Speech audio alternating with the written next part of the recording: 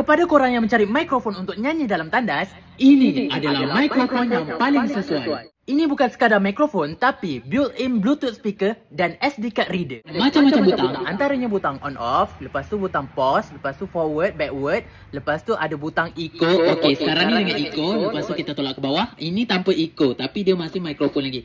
Lepas tu ada butang voice changer. Tengok Hello, nama saya Irsyad. So, hari ni kita akan nyanyikan satu lagu untuk korang.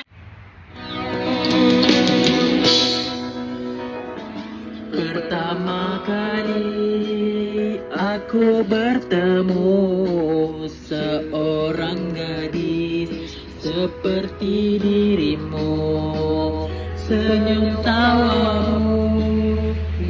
Tak boleh lama-lama, takut kena copyright. Bayar kalau nak dengar aku nyanyi. Tu aku cakap, mikrofon ni banyak gila feature. Lampu pun ada tau. Nanti kalau korang nak dapatkan, aku dah letakkan dekat beg kuning.